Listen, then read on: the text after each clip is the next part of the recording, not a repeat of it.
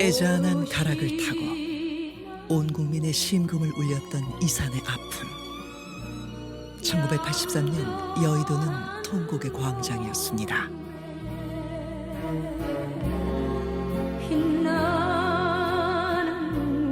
6.25 전쟁으로 헤어진 가족을 찾기 위해 수많은 인파가 몰려들었고 138일간 상봉의 드라마가 펼쳐졌습니다. 엄마, 내가 엄마가 선생님인 줄 알아.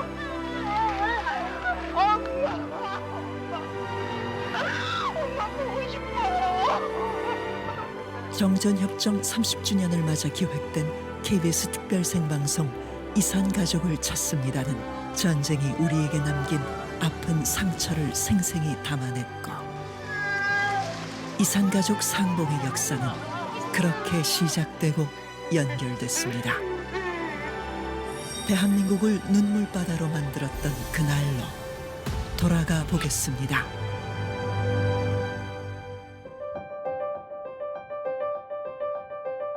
세계의 역사로 기록된 방송이 있습니다. 453시간 45분 동안 이어진 KBS 특별생방송 이산가족을 찾습니다. 이 방송은 단일 주제 연속 생방송으로 세계 최장 시간 기록을 세워 기네스북에 등재됐고 2015년에는 세계인이 기억해야 할 유네스코 세계기록유산에 등재되며 그 가치를 인정받았습니다.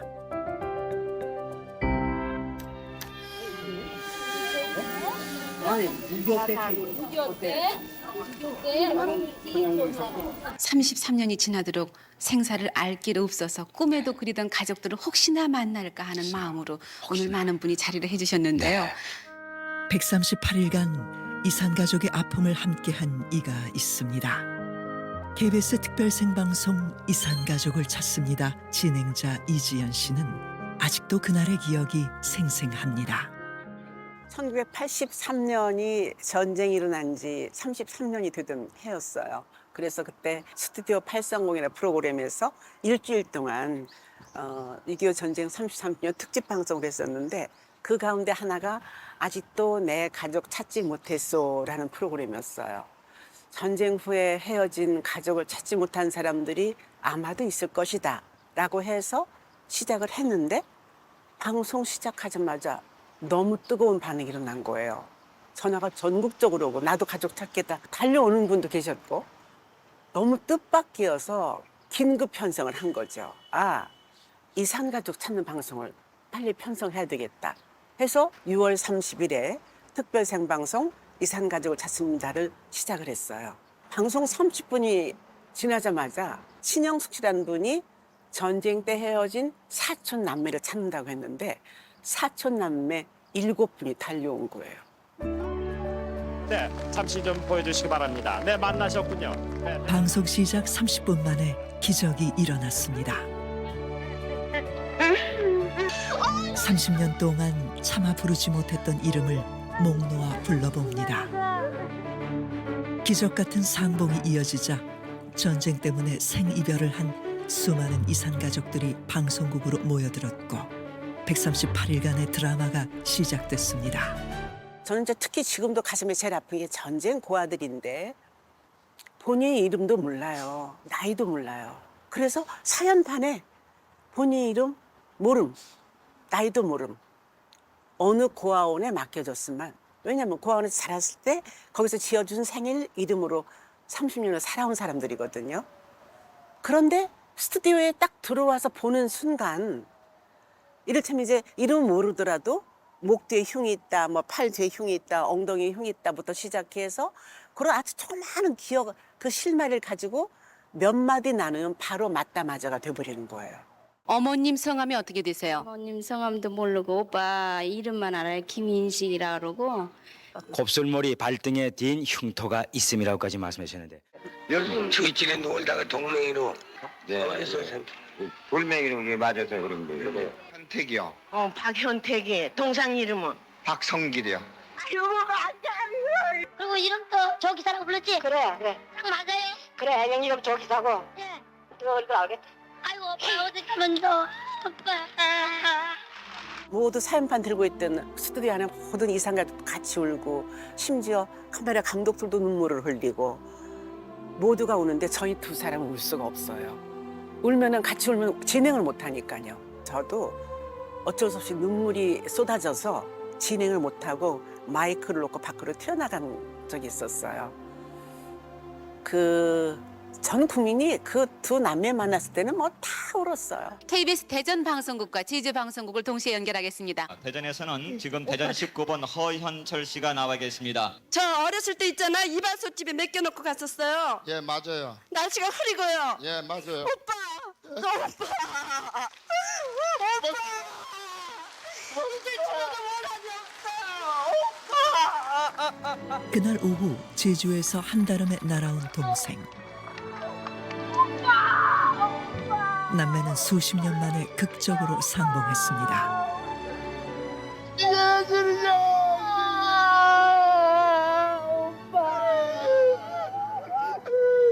이 기쁜 소식을 누구한테 전화해 주냐? 부모가 있어야 전하지. TV를 지켜보던 온 국민도 함께 울었습니다. 그리고 이 비극적이고도 감동적인 방송은 전 세계의 이목을 집중시켰습니다. South Korea is using television to reunite families who've been separated for decades as a result of the Korean War. 空前の反響を呼んでいます。30年目の再開のドラマ、その熱い興奮を 전 세계 25개국 기자들이 상주하면서 상봉 소식을 실시간으로 전했고 수많은 잡지와 신문사가 앞다투어 보도한 감동의 현장이었습니다. 30년 넘게 생사조차 모르고 살던 부모 형제가 만나 통곡하고 울부짖는 모습은 전 세계에 전쟁과 분단의 아픔을 알리는 계기가 됐고 동시에 평화의 메시지가 되어 보편적인 인류애를 전달했습니다. 전쟁이 이렇게 무서운 거구나. 이 비극은 세월이 흐르고 아무리 다 무너졌던 건물이 다시 세워져서 번듯하게 도시를 형성했어도 가슴에 이 남아있는 전쟁의 참상은 수십 년의 세월이 지나도 지워지지가 않는구나. 이런 것들을 전쟁을 모르는 세대들도 다 그때 느낀 거죠. KBS 특별 생방송 이산가족을 찾습니다. 프로그램 기록물은 인류의 평화와 인권에 기여한 가장 적극적인 사례로 평가받아 유네스코 세계기록유산으로 지정됐습니다. 전쟁의 참상을 함께 보듬은 1983년. 그날의 절절한 이야기는 2522건의 기록물로 남았습니다. 비가 오나 눈이 오나 바람이 부나 그리웠던 30년 세월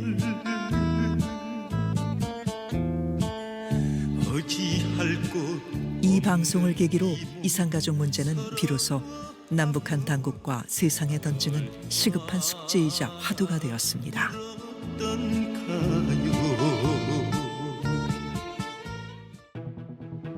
그로부터 2년 후 1985년 남북 양측은 처음으로 이산가족 상봉에 합의합니다.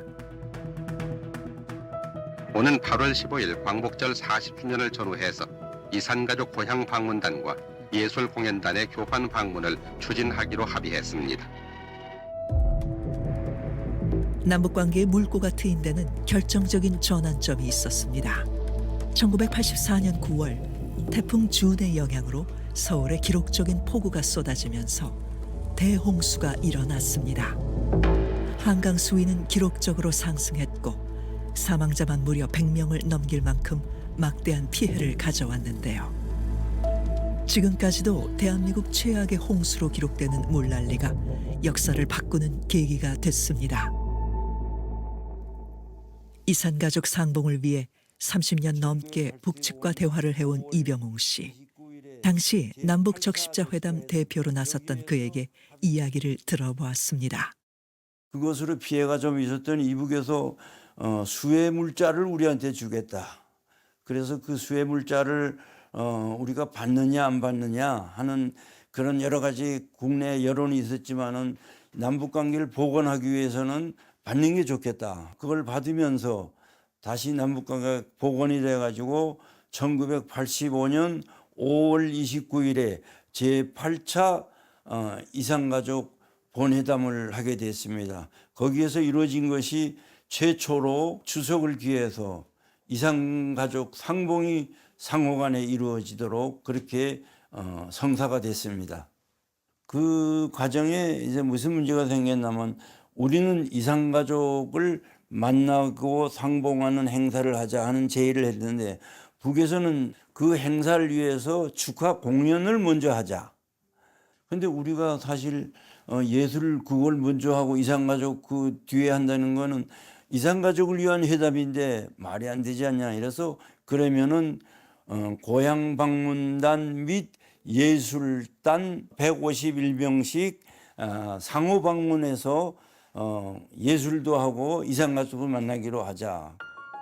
1985년 9월 20일 분단 이후 첫 남북 이산가족 상봉이 이루어졌습니다. 헤어진 가족이 다시 만나기까지 30년이 넘는 세월이 걸렸습니다. 3층 면담실, 면회가 시작됐습니다. 삽시간에 면회장은 회한과 통곡의 마당으로 변했습니다. 얼마나 내 가슴이 터져합니까, 어머니.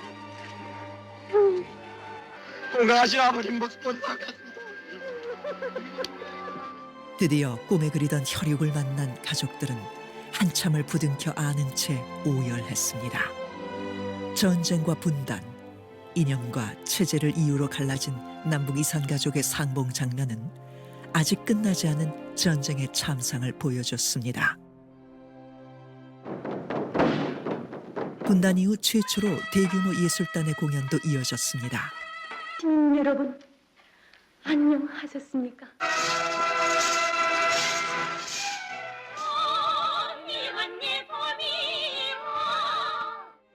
하지만 3박 4일이라는 짧은 만남을 뒤로 한 채 남북의 이산가족은 또다시 기약 없는 이별을 해야 했습니다.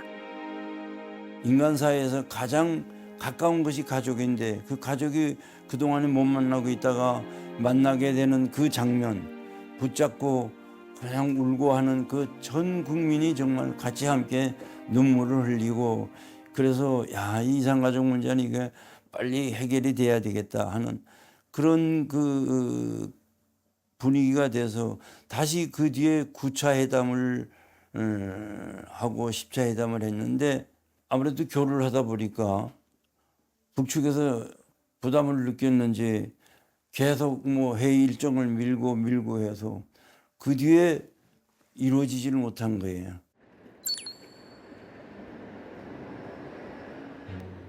대한민국 역사박물관에서는 광복 80주년을 맞아 특별한 전시가 열렸습니다. 기록은 단순한 과거의 산물이 아니라 오늘의 우리와 이어지는 살아있는 역사인데요.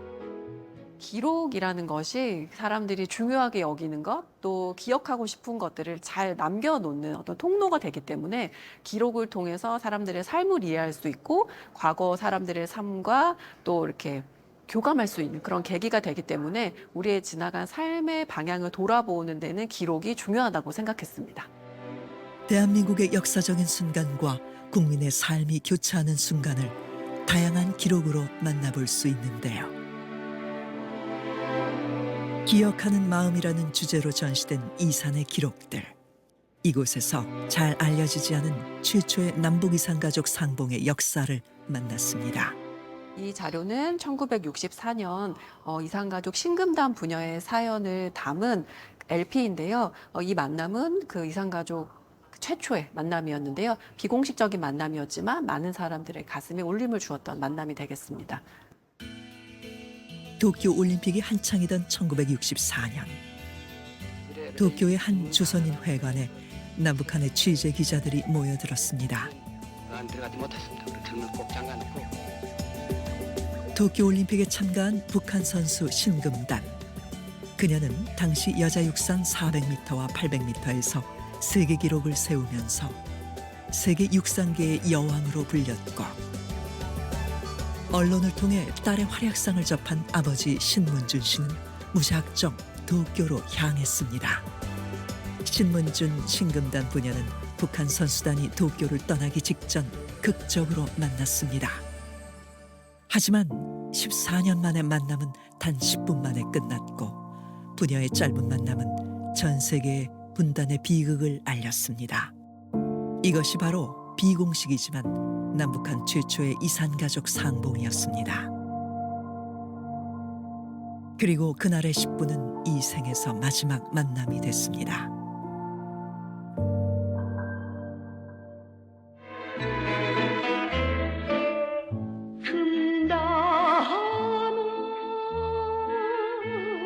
금단아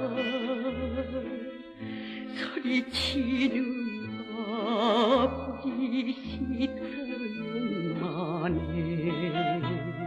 신금단 부녀의 만남은 대중가요로 만들어져 국민 애창곡이 됐고,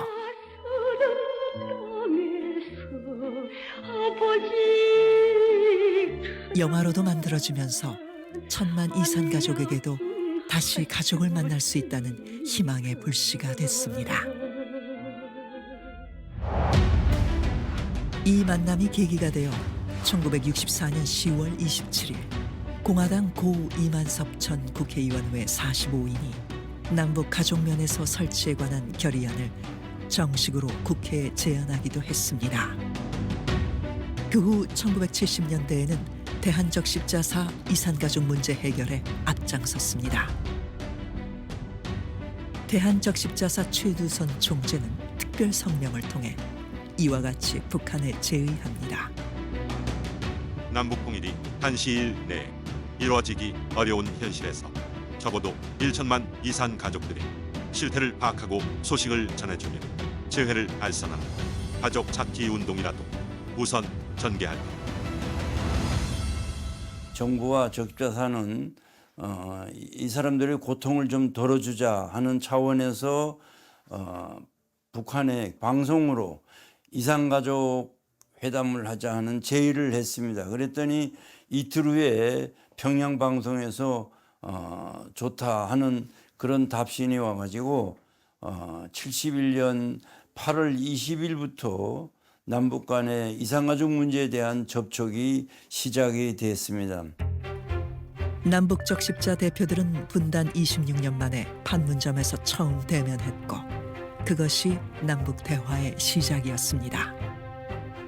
당시 회담을 이제 하다 보니까 오랜 동안에 서로 분단 그런 상황이기 때문에 여러 가지로 차이 나는 점이 많았습니다. 어떻게 하든지 이산가족 문제는 이게 인도주의 문제이기 때문에 해결해 보자 하는 그런 그 공통점을 가지고 있어서 그 뒤에 이어서 예비 회담이 25차 있었고 또 본회담도 있어서 적십자 회담을 통해서 남북 간의 대화의 통로가 마련이 됐었습니다.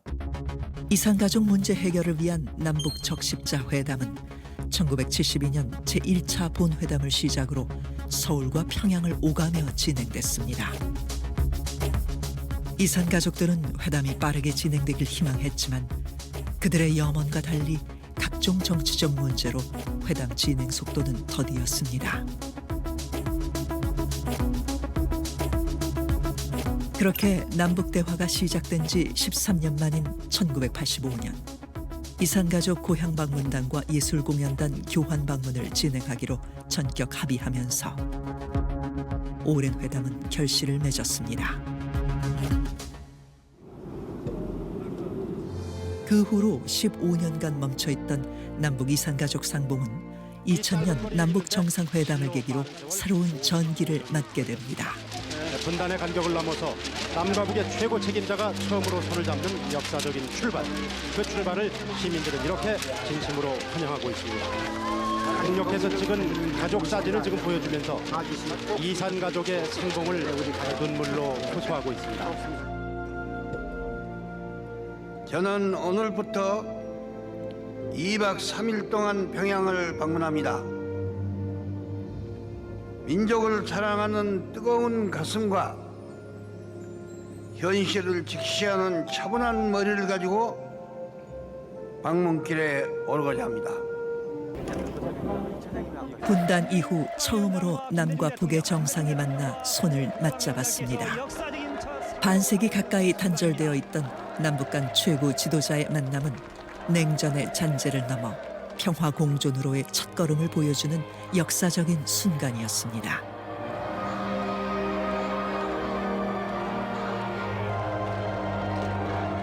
그리고 발표된 6.15 남북 공동선언은 수많은 이산 가족의 눈물과 한반도 평화를 염원하는 이들의 꿈이 담긴 약속이었습니다. 우리 이 두 사람이 공동성명에 대해서 완전히 합의를 받으니까 여러분 축하해 주십시오.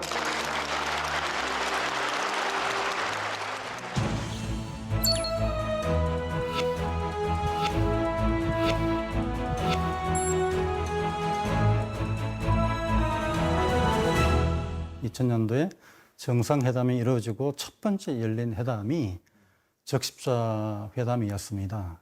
정상 간의 합의에서 이산가족 문제, 이산가족 상봉을 하자 하는 부분이 합의가 됐기 때문에 그게 남북 공동성명 제3항에 합의가 됐었거든요. 그 과정에서 2000년도에 이산가족 문제를 이제 풀자고 하면서 뭐 북쪽도 남쪽도 일단 시범적으로 한번 한 차례 정확한 이제 규모 뭐 이런 장소 같은 게 합의가 됐었죠.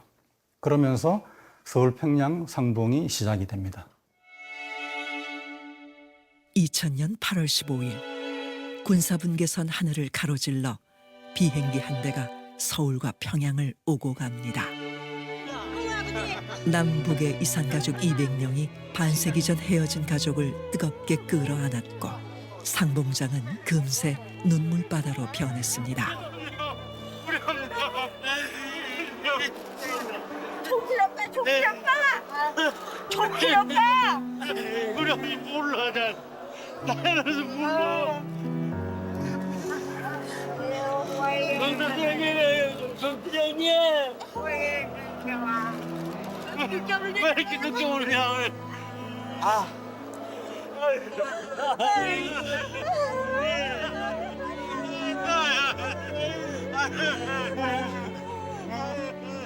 지금 두루찌개 머리 하얀 사람만 찾는겨. 영 안 들어오고 막 초조해 미치겠어. 그래도 배우고 힘은 나타나까. 그래서 내가 그저 잠깐 되었는데. 눈물 하나도 안 흘려. 왜 눈물을 이렇게 좀 넣었어? 나 양춤도 출 줄 알고 양춤아 같이 아들하고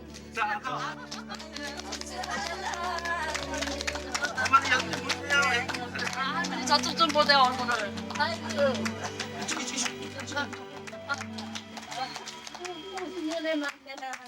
정상회담을 통해서 상봉이 이루어졌기 때문에 상당한 기대감이 주변에 깔려 있었고요.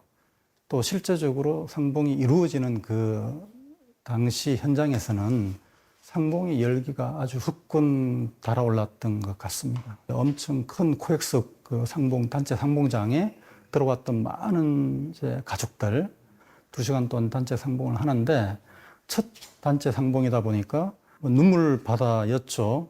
많은 사람들이 같이 축하해주고 또 서로 격려해주는 그런 과정을 보면서 당시의 분위기는 야 이렇게 되면 많은 가족들이 또 금방 만날 수 있겠구나. 또 이러면 그 다음 단계로 진짜 뭐 통일까지도 갈 수 있는 게 아닌가 하는 그런 주변의 분위기들이 있었습니다.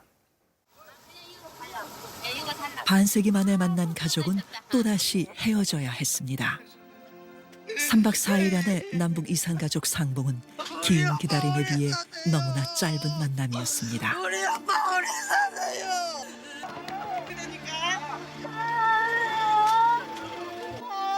아버지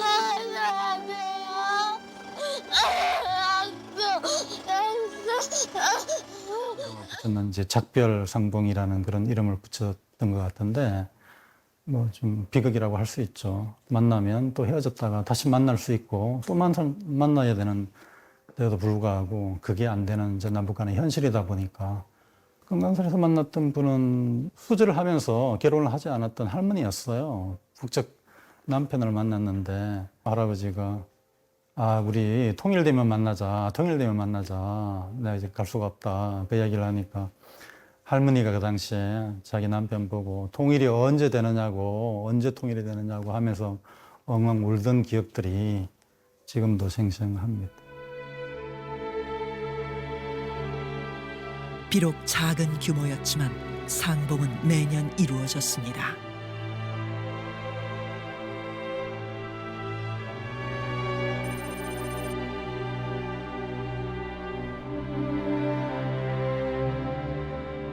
그러나 화해와 경색을 반복하는 남북관계.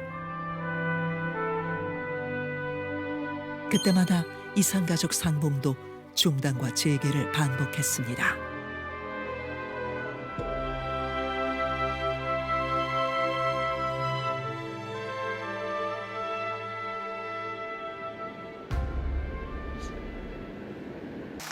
(2015년) 제20차 남북이산가족 상봉이 이뤄진 금강산 호텔. 차분하게 하셔. 차분하게. 걱정하시지 말고. 헤어진 지 65년 만에 만난 한 가족이 있습니다.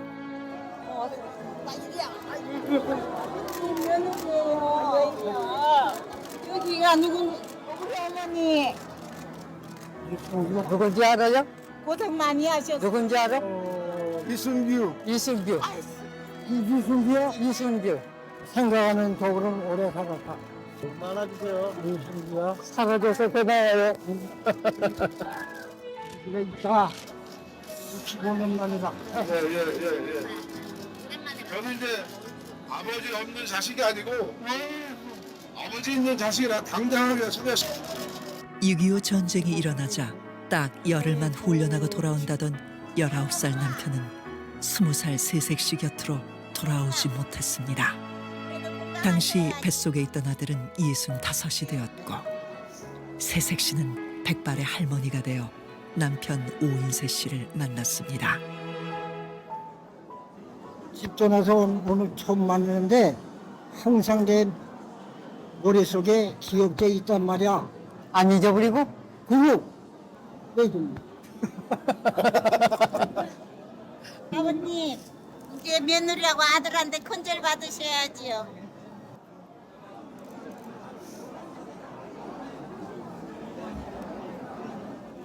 내가 사는 건 어떻게 살았는지도 모르겠어. 그러갈랑요? 아이고, 해야 좀. 네. 아이고 시끄러워. 우리 어머니 괴롭히지 말아요. 왜 괴롭히기는. 사랑해가지고. 그럼 사랑하는 게 지금. 봐봐요. 사랑이라는 두 글자가 얼만큼 넓은지 알아요? 알아. 어떻게? 이렇게 어떻게 알아? 처녀 건강에 만나서 죽으나 살아 같이. 사랑이라는 그 범위가 얼만큼 넓은지를 모르는구먼. 죽어도 같이 살아도 같이 살자고 쉽게는 여러 가지 많아 또. 핑계는 잘 되네. 결혼한 지 6개월 만에 헤어진 부부는 65년 전에 새색시 새 신랑 마냥 수줍습니다. 그 긴 세월의 절절함을 어찌다 풀 수 있을까요? 건강하게 행복하게 사셔야 돼요. 이봐요. 66년간을 살았는데 내가 눈물을 다 말로 비틀어줬어. 맞았어. 내가 다 알아. 진짜 그런 거 다 잊어먹어. 이제 만나시니까. 알기는 뭘 알아. 사랑도 못하는 게. 남편과 헤어지고 평생 홀로 아들을 키우며 살아온 이순규 씨. 긴 기다림은 헤아릴 수 없이 넓은 사랑이었습니다. 연신 웃는 얼굴이던 오인세 씨가 그만 눈물을 보입니다. 대장부 양반이 뭐 눈물을 흘려.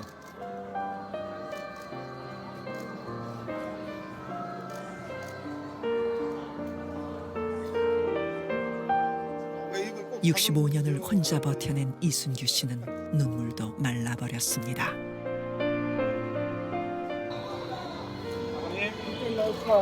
아버님, 건강히 오래 살아. 걱정하지 말고. 멋있어. 잘 먹습니다. 예, 감사합니다. 언제 다시 만날 수 있을까요?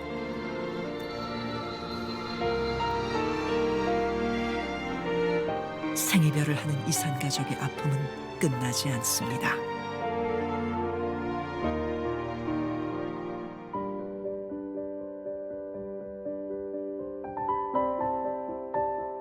충북 청주로 향했습니다. 문패에는 가족들의 이름이 하나하나 새겨져 있습니다.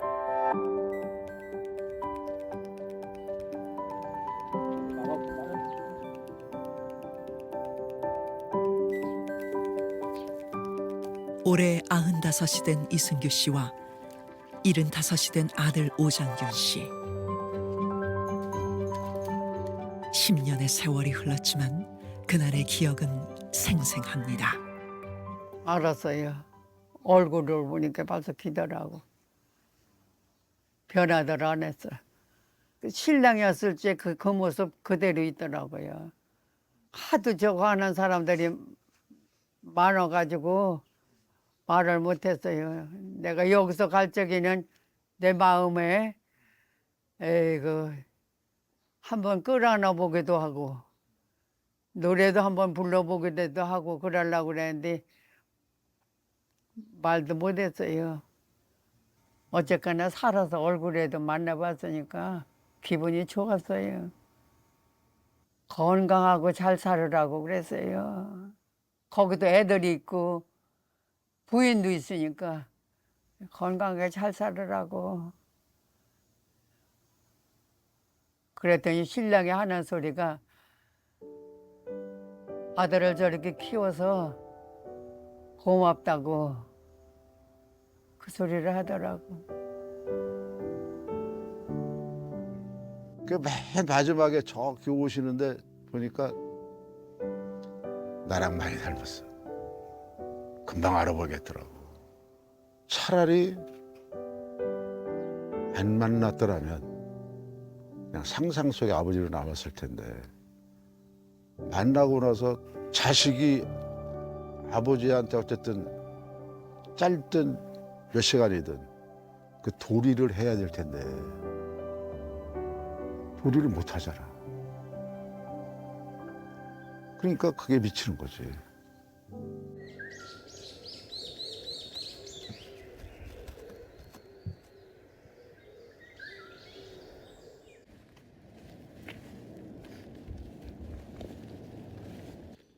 뭐 찾으세요?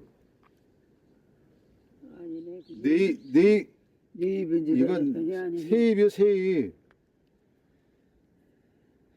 네 입인 줄 알았더니 이게 네 입을 이렇게 찾으셔. 내가 어려서부터 네 입이 있는 거는 행운이 있다고 그랬어. 어려서부터 행운이 있다고. 이순규 씨가 찾는 또 한 번의 행운은 와줄까요? 아버지하고 옛날에 이렇게 산책 이렇게 같이 걸어본 적 있어? 없어? 그럼 논길을 걸었잖아, 논길. 임신 3개월 만에 붙들려 갔어. 꼬시고서 갔어. 열흘만 훈련 받아서 보낸다고 동네 사람이 거짓말하고서 데려갔어. 보내라고. 저 엄마도 파란만장 인생 사셨어. 예. 또 어떻게 해? 6.25 때문에 그렇게 된 걸 원망할 수도 없잖아. 그렇지?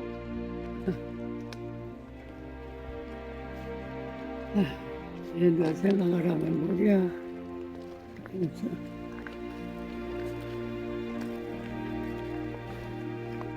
이제 집에 가면은 홀홀 날아다녀 이제. 속절없이 세월은 흐르지만 다시 만나자는 약속은 사진 속에서 활짝 웃고 있습니다. 이게 10년 전 선물 받아갖고 온 술이야. 이게 사이다야, 사이다. 이건 복숭아 향. 저절로 없어진 거. 아, 증발했구나. 증발했어.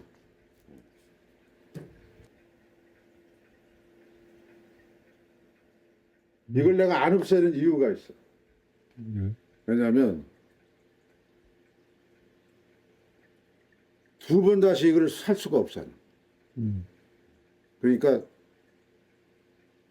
통일이 돼서 같이 아버지하고 한잔한다고 하면 내가 그때 따서 마실 수는 있지만 그냥 일반 그러니까 지인들이고 뭐 친척들이고 내가 안 준다고. 가치를 따졌을 때에는 아무나한테 못 주지. 그래서 간직하고 있는 거예요. 이 사진 봐요. 나 닮았어, 그죠? 누구요? 남편. 오인세. 아닌 것 같아. 오인세 맞아요. 아이 글쎄. 네. 얼굴이 많이 닮았어. 아, 그럼 뭐 어디 가? 그 핏줄이지. 이 남자한테 시집 가가지고서 이렇게 된 거 아니야? 네? 얼저 모습하고 비슷해. 많이들 닮았어. 헤어질 때 그 자리에서 내가 편지를 써가지고 봉투에 넣어가지고 창 안을 때가 지름밀었어요. 65년 동안 당신을 그리워했다.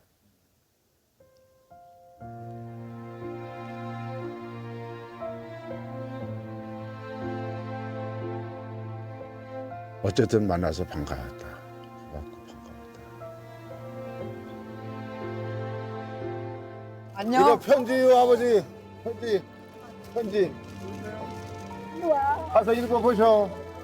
네.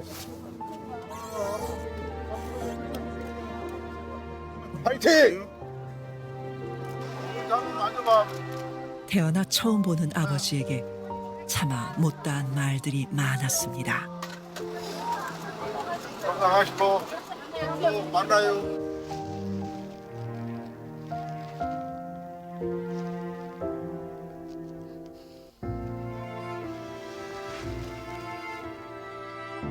보름달 뜰 때 그때 만나자. 나는 남한에서 보름달 보고 아버지는 북에서 보름달을 볼 때 보름달 안에 서로 얼굴을 집어넣고 생각을 하자.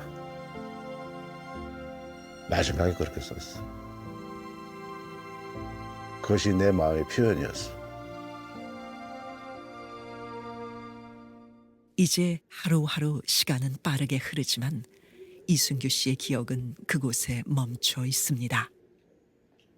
결혼을 하고 나니까 시어머님이 담배를 피우시더라고요. 담배를 담아가지고서 불을 붙이면은 기침을 하고 재채기를 하고 그러면서 시어머니를 갖다 줬어요. 그럼 그렇게 좋아했어, 그게. 그래서 그렇게 배웠어. 기분이 좋아하셨거든. 그래서 담배를 배웠어요. 보고 싶은 거야 뭐 말할 수가 없지요. 그런데 살았을라는지 죽었을라는지 모르잖아요. 어쨌거나 살아서 만나봐서 그게 다행이에요. 다시 한번 그 얼굴이 보고 싶어라. 몸부림 치며 울며 떠난 사람아 불러도 대답 없는 흘러간 사람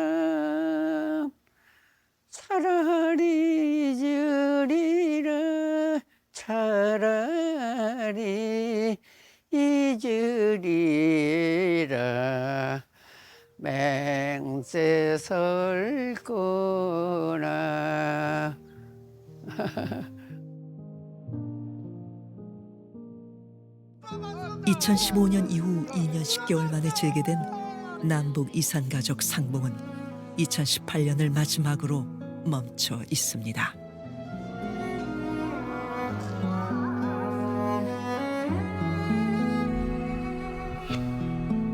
한 달 평균 300~400명씩 가족을 만나지 못한 채 생을 마감하고 있습니다.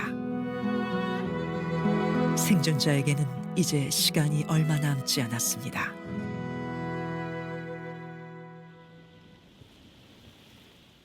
통일부는 고령 이산가족의 기록을 보존하기 위해 영상편지 제작 사업을 이어가고 있습니다. 언젠간 꼭 전해질 수 있을 거라는 간절한 마음이 담긴 영상편지입니다. 영상편지는 기본적으로 북측 가족에게 편지를 영상으로 이제 보내는 것입니다. 향후에 이제 북쪽 가족에게 전달하기 위한 것이 이제 가장 큰 목적이고요. 다른 하나는 이제 이산 가족들의 그 아픔을 기록하기 위한 것이기도 합니다. 또한 이것들을 통해서 국민들에게 이산 가족 문제에 대한 국민적인 관심을 좀 제고하고 관심을 확대하기 위한 그런 취지도 있습니다. 그래서 2005년부터 저희가 이 사업을 시작해서 지금 약 작년까지 27,000여 편, 1년에 약 1,000편 정도를 제작하고 있습니다.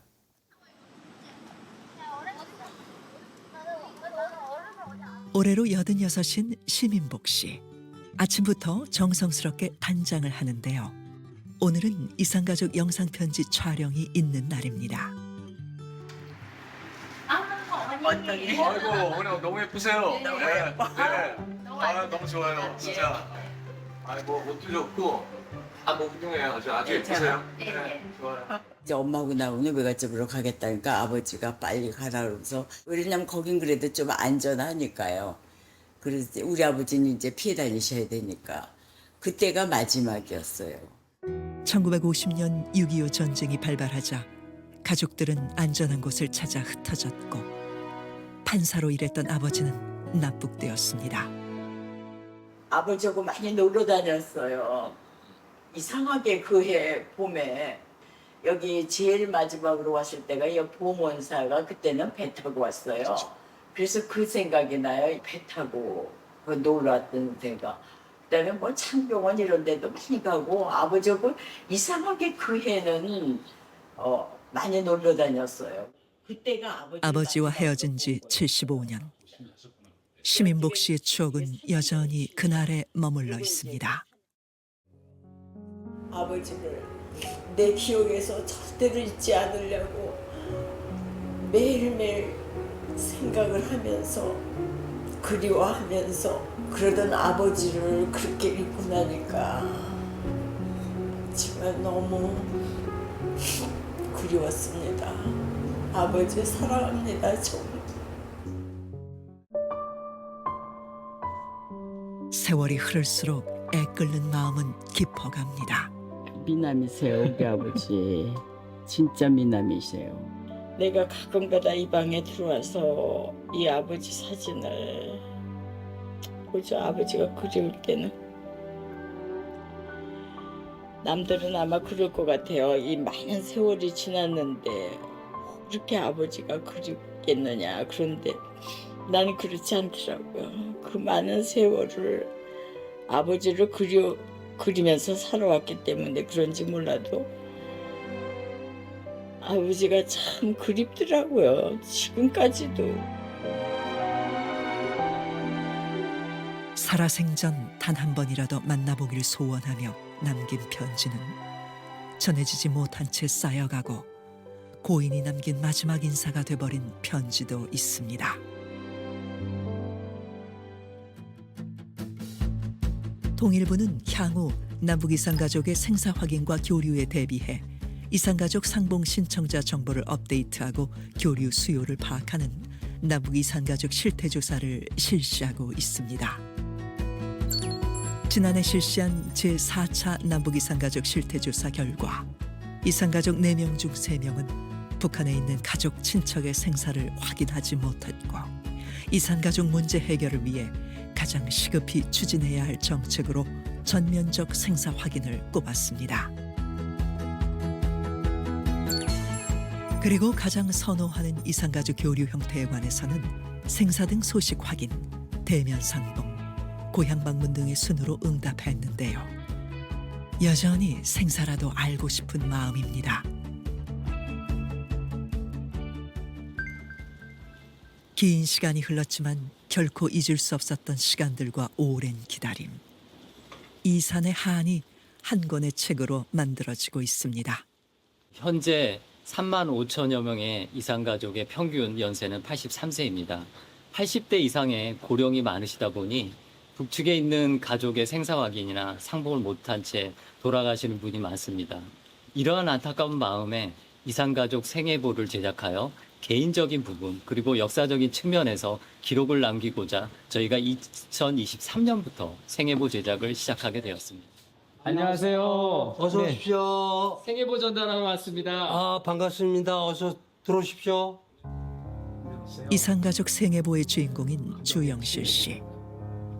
심층 인터뷰를 바탕으로 제작한 생애보에는 고향에서의 삶, 가족과 헤어지게 된 경위 등 이산가족의 생애가 글과 사진으로 기록되어 있습니다. 고향 하면 떠오르시는 장면이 있다면 어떤 게 있을까요? 일사후퇴 때 남침했다 북진하는 인민군 중공군에 의해서 저희 형님들은 대나무 숲에 숨겨져 있다 밀고된 빨갱이에 의해서 강제로 포박되어 끌려가는 모습, 성황당에서 어머님이 형님들을 마지막으로 보내는 그 광경을, 그 모습을 떠올리곤 합니다. 6.25 전쟁 당시 38선 이북이었던 강원도 고성 출신으로 사남매 중 막내로 태어난 주영실 씨. 평생 두 형님을 그리워하다 세상을 떠난 어머니를 생각하면 지금도 가슴이 찢어집니다. 망배단, 장남 주영주 망배단, 또 어머니가 풀지 못한 이산의 한을 달래고자 고향 땅에 두 형님의 망배단도 세웠습니다. 어머니는 그리움을 담아 매일 아침과 저녁 두 아들의 밥을 차려 부뚜막에 올려두었습니다. 영실아, 오늘은 너희 형이 눈물을 유독 많이 흘리는구나. 밥그릇에 맺힌 물방울을 보고서 어머니가 되뇌이던 말씀은 생애보 제목이 되었습니다. 지금도 기대를 합니다. 내 생에 남북 이산가족 상봉의 기회가 어서 와서 북에 계시는 우리 혈족들을 만나보면은 부모님이 못 뺐던 한을 제가 풀어드리고 가는 듯해서 부모님에게 떳떳하고 자랑스럽게 생각하는 아들이 되지 않겠는가 그렇게 생각을 합니다. 분단의 아픔을 온몸으로 견뎌낸 이들의 이야기. 이산가족 생애보에는 더 늦기 전에 꼭 남겨야 할 기억과 그리움이 담겨 있습니다. 가장 최악의 경험을 하고 있는 것이 바로 한반도의 이 이산가족의 고통이고 아픔인 거죠. 남북 간의 이 분단적 상황이 지속되는 한 1세대 단순히 사람의 문제가 아니라 기억의 문제로 지속될 수밖에 없다. 그렇기 때문에 한국 사회에 빨리 잊으면 안 되겠다라는 생각이 좀 들어요. 이미 북한에 관심도 없고 분단에 관심도 없고 또 민족 이런 것도 별로 관심이 없는 게 한국 사회 지금 이런 상황이잖아요. 그런데 이 이산가족의 문제는 앞으로도 그런 일이 있었고 그리고 그런 일이 다시는 반복되지 않아야 된다는 측면에서도 사회적 관심이 굉장히 필요하다.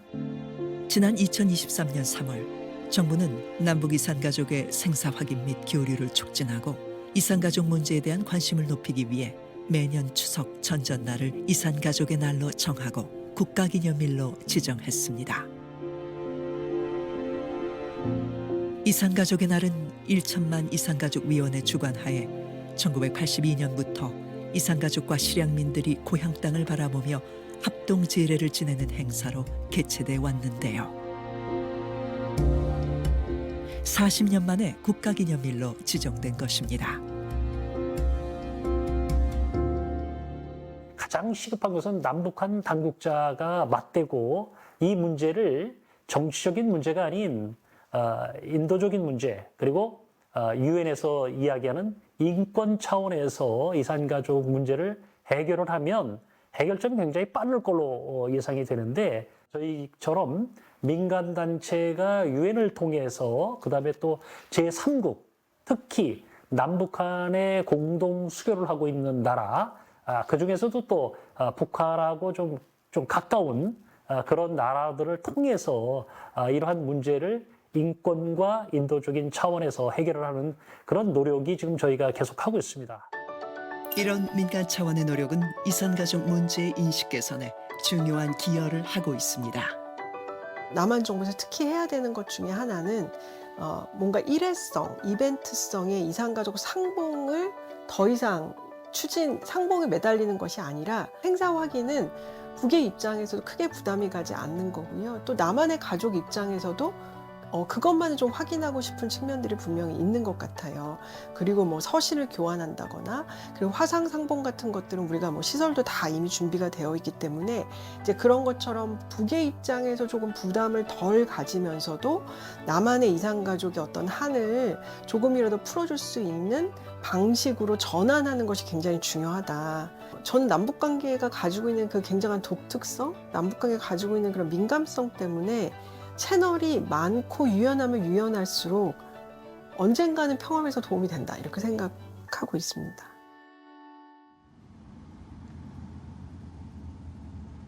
북한과의 거리가 2.6km에 불과한 접경지역 교동도. 6.25 전쟁 당시 황해도 연백에서 피난 온 실향민들이 모여 삶의 터전을 일구고 있는 섬입니다. 마치 시간이 멈춘 듯한 대룡시장 곳곳에는 실향민들의 삶이 묻어나는데요. 이곳에 이산의 아픔을 달래는 특별한 공간이 있습니다.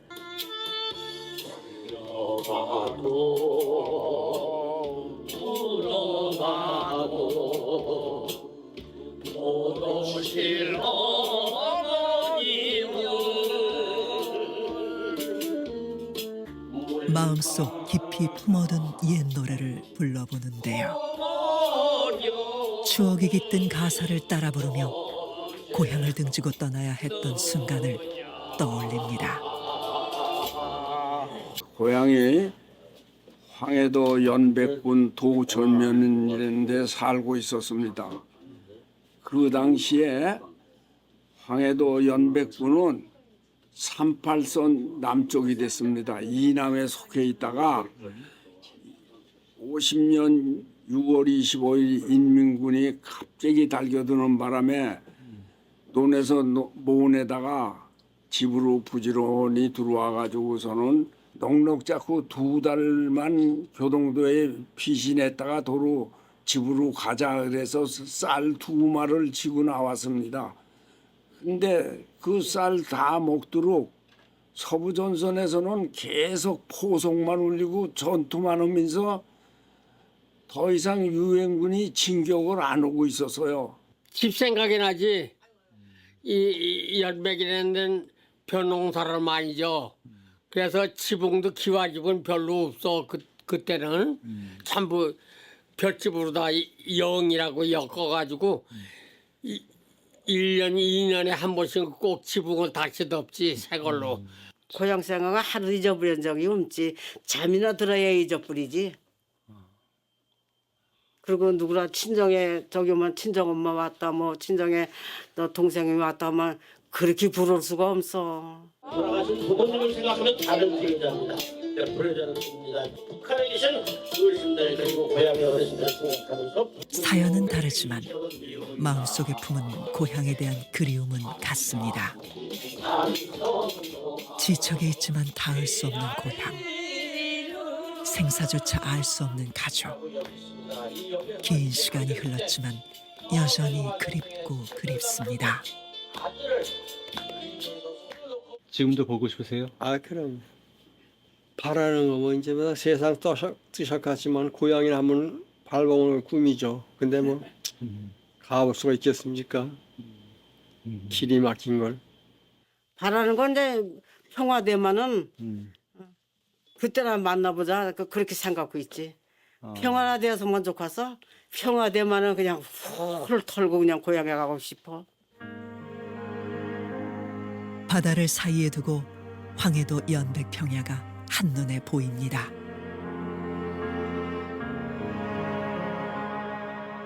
이곳에서 이산 가족들은 70년이 넘는 세월을 흘려보냈습니다. 잘 보이질 않는데 여기가 전부 논입니다. 들녘이에요. 벌판인데 지방 어림풋이 저 보이는 산이 있죠. 저게 봉화산이 되는 건데 이 바닷물이 거의 그 산 앞까지 들어가요.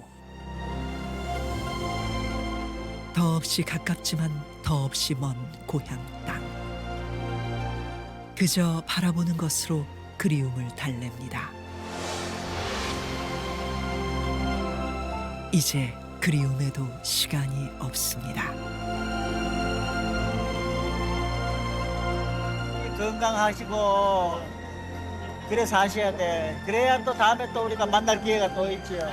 만날 때까지 나도 악착같이 살았으니까 너 건강하게 있다가 만나자.